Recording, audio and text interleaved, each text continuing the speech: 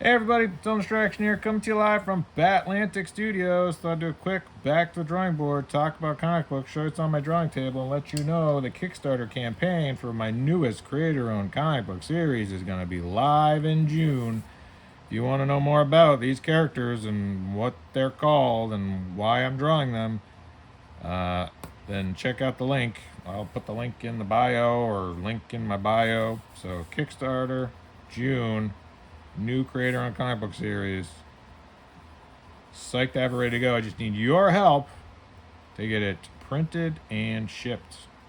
So go check it out and let me know what you think. And I'm super psyched to be able to be making comic books for you. Thank you so much to everybody that supports my work. And I haven't done Kickstarter in a while, so I was like, let's go back to Kickstarter. Let's do it. So I'm hoping that people dig it, like the work, want to support it. So yeah, I was talking about Mount Rushmore pencilers. I think I settled on Paul Pelletier, John Byrne, David Finch. Just because David Finch changed the game. I mean, that guy, like, you know, he's a phenomenal penciler, but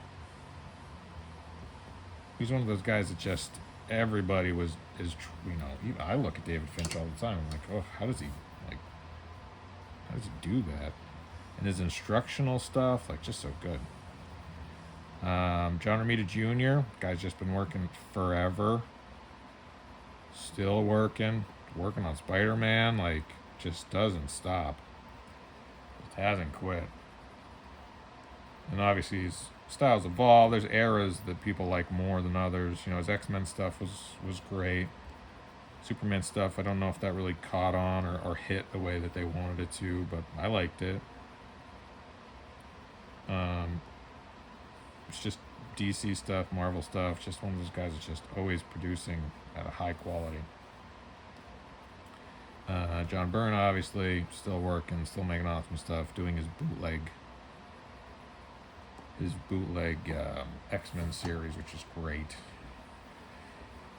Else when I hope that, and I think they're going to be doing a omnibus of his Legacy. Is that what it's called? Legacy. So I'm excited about that.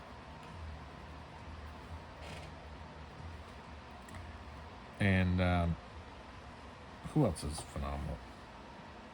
Andy Kubert, I love. Jim Lee, I think, is one of those guys that I've loved his work for so long. You kind of take for granted, you know, just how talented the guy is. Every time I see a drawing, I'm like, yep, it's another knocked out of the park. I mean, doesn't make bad art. Definitely one of those guys that I think the problem, or not the problem, but one of the drawbacks, pun intended, to Jim Lee's stuff is that there were so many people that were doing Jim Lee for so long, and having that same Scott Williams doing his inks, which is great. Scott Williams inks are great. But it's like, yeah, I've seen it. Like, I don't know. I feel like every time I see something, I'm like, yeah, no, it's incredible. Just like the last incredible thing. Looks consistent. Like, it looks like his stuff, for sure. I mean, I wouldn't, nothing to complain about. But it's just hard to get super psyched or excited about it just because I feel like I've seen it so much.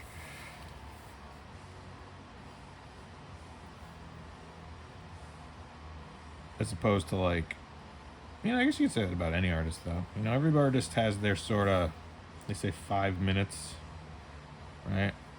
15 minutes of fame. I don't know if every artist has that. But you see, like, John Byrne's stuff, and you're like, oh, or John Romita Jr. People have that era that they love and that excitement when it was fresh. And now they're like, yeah, what else you got? And I was like, oh boy. And I guess that's always a concern, is that you would just kind of become, they say that people's styles, like Walt Simonson, right? Like, they say, it's too classic. And that's like, I don't know, there's still a lot to be said for being able to just crush pages like that guy does. I wouldn't say it's old-fashioned. But again, not for me to decide. Everybody has their own preferences about what they like and stuff that they're excited about. And the stuff I'm excited about might not be the stuff you're excited about, but if you like the stuff I like, go to Kickstarter in June, and link will be in my bio and description, and link will be everywhere. I'll be sharing that link. So Kickstarter June, newest creator-owned series. If you want to see more about it or know more about it, go to makecomicscool.com. That's my Patreon. Dylan Andrews Art. That's my online portfolio. BatLanticStore.com if you want to get some of my older work. But really, Kickstarter in June is where you're going to want to go to get my newest creator-owned series, which I'm super psyched about. And these are a couple of the characters from it. So hopefully you think this looks cool. If you like what I like, you'll like my newest creator-owned series.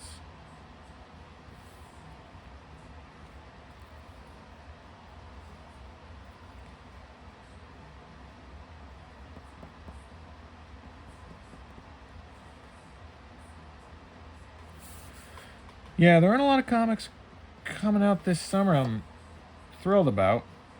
Nothing really blowing the doors off for me, but maybe you have stuff that's coming out that you're excited about. So yeah, if you have stuff you're excited about, let me know. If there's something I should be reading or checking out, please let me know. I'm going through and doing a lot of older books. You know, there's so much content out there in the world that I've just never read. I'm always finding a new manga where I'm like, didn't know this was a thing. So manga right now I'm into. Colorless is great. I finished Chainsaw Man. That was great. No Guns Life, great. Haven't finished it, but going to. Hopefully I'll have time to read. I tried getting through Akira. I had a tough time. Just seemed... I love the look of Akira, but man, the story itself just kind of like hard for me to connect with. Pacing felt odd to me, but Blade of the Immortal and some other ones. Lone Wolf and Cub. The classics. So if you know of any new ones, The Wolf Never Sleeps, that one I'm thinking of checking out. Looks kind of cool.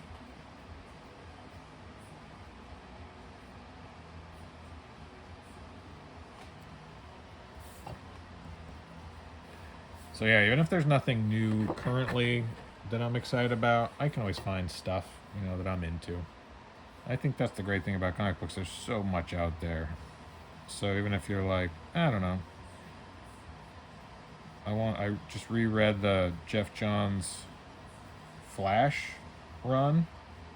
Sad that the CW Flash Arrowverse shows are all done. That was a big part of my entertainment for the last 12 years, 13 years.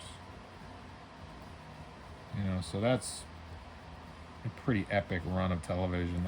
I think those shows were phenomenal. And I don't think that they get the sort of respect that they deserve. And really, those challenges that those shows had to overcome.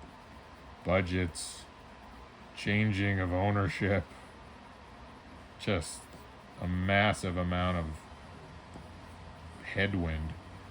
And yet they still managed to produce some real high quality stories. I mean, they had Deathstroke, they had Green Arrow, they had Reverse Flash, they had Grodd.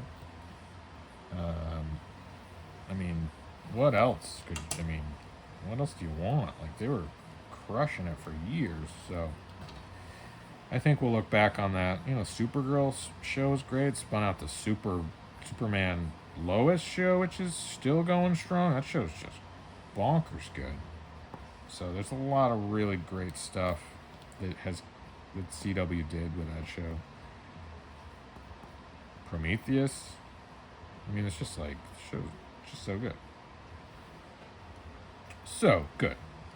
So kind of sad to see the Flash end, but it had run its course. I think a lot of people realized that with, you know, the change in ownership or evolution of what that channel has become.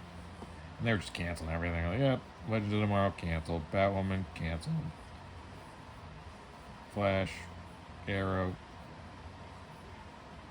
Get rid of them. They're moving in a different direction. But the stuff they had produced, the stuff they did produce, just great. So if you haven't watched any of those, especially Flash, the first couple seasons of Flash, the first couple seasons of Green Arrow, just really cool stories, really cool characters, really fun stuff. So it gets my pick of the week. Dylan Distractions' pick of the week is CW Arrowverse. Legends of Tomorrow, also great. It's kind of the ones I watched. Those are kind of the best ones, I thought. But your mileage may vary. You might really like Batwoman. First couple seasons of Batwoman. Kind of weird, but good. Definitely an odd show. Gotham was also a really great show. Different network, but I really like that show, Gotham. Although I thought the kid was hard to... I mean, I met the kid at a con in, like, Albany. The young actor. And he was, great young actor.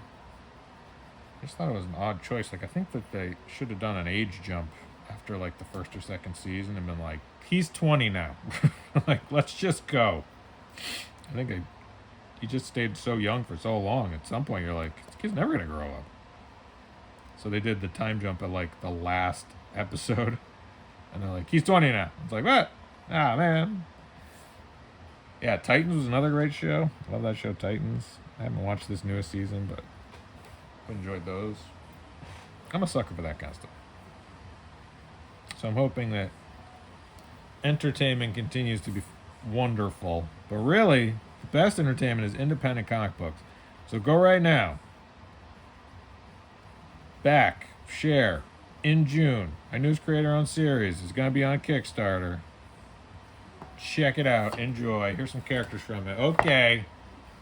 Links in my bio. DylanDistraction.com. Go to Kickstarter. Okay, bye.